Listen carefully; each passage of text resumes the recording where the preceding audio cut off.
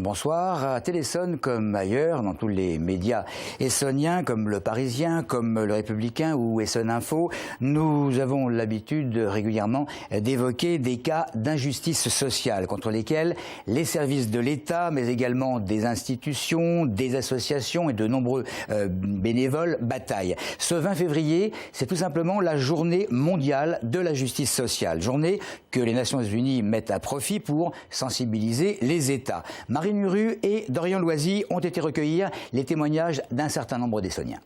En principe, on dit tout le monde est égaux, mais bon. C'est la justice pour tous, à tous les niveaux, et puis sans condition de ressources, surtout. Ça s'identifie à ce que tout le monde soit considéré pareil, quoi. Moi, je trouve en France qu'il n'y a pas de justice sociale. L'égalité en France, je pense pas qu'il y en a beaucoup. Pour que tout le monde ait les mêmes droits. Oui, c'est bien, ouais. C'est bien pour marquer le coup. Ouf, rien. Je préfère ne pas dire ce que je pense. On en a marre de tous ces journées qui sont lancées pour que leur conscience soit tranquille. Mais tout ça, c'est que des slogans. Heureusement, à mon âge, je pense que je ne ferai plus rien. Et c'est les jeunes, vous, qui pourraient faire quelque chose.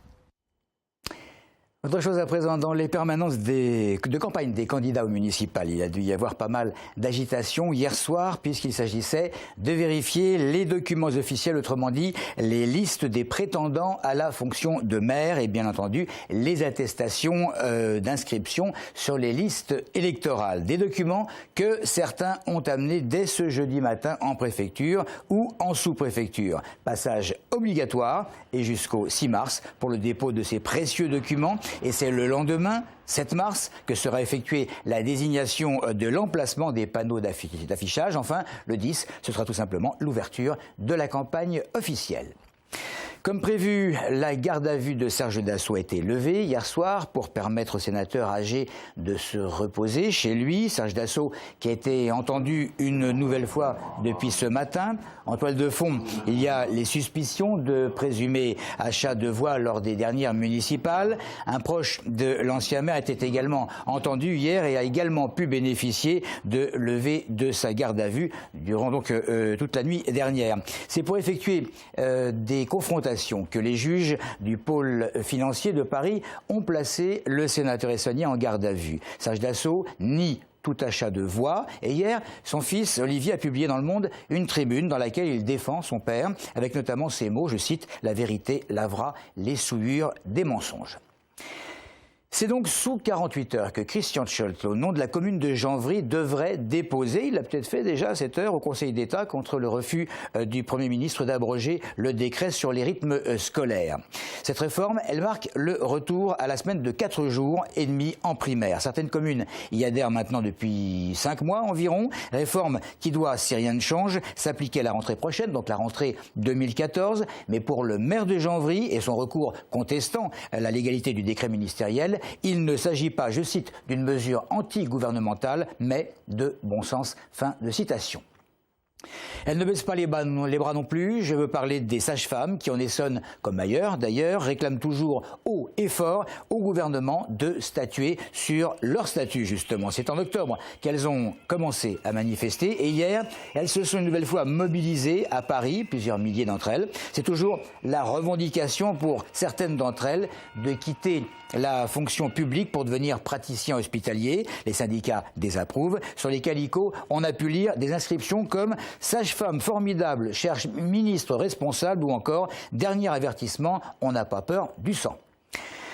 Impossible de trouver dans le département ce matin des pharmaciens qui veuillent bien à visage découvert dire ce qu'ils pensent de ce retrait du motilium demandé par la revue Prescrire. La revue accuse le médicament antinauséeux et incontournable des familles d'avoir provoqué des dizaines de morts en 2012. La revue Prescrire est, il faut le savoir, la première à avoir dénoncé le scandale du Mediator.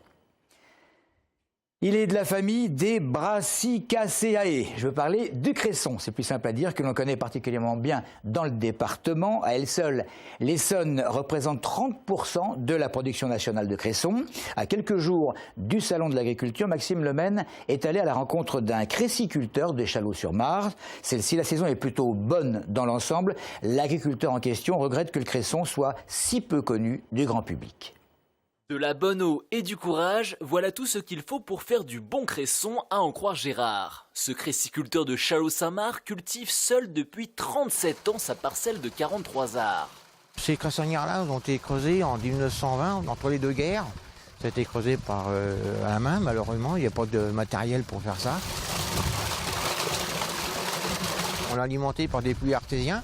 C'est des puits qui sont creusés, on descend à peu près en deuxième nappe, vers les 10-12 mètres. Et c'est l'effet de la vallée que l'eau remonte toute seule. Pour l'eau de rivière nous interdit. Son cresson, Gérard le vend un peu sur Rungis la semaine et le week-end sur les marchés d'Étampes et de Palaiseau en direct. Actuellement, il est en pleine récolte pour le Salon de l'Agriculture où il tiendra un stand à partir de samedi pour la 2e année consécutive. Le cresson, on peut le manger en salade, en soupe, ou avec du saumon, comme vous voulez. Il y a plein de recettes. L'Essonne est le premier producteur européen en culture de cresson. C'est vrai que c'est une salade très mal connue, très mal connue des consommateurs, et on a besoin, je pense, de la communication. Quand il a commencé, Gérard assure que le département comptait une 50aine de cressiculteurs. Il ne serait aujourd'hui plus que 25.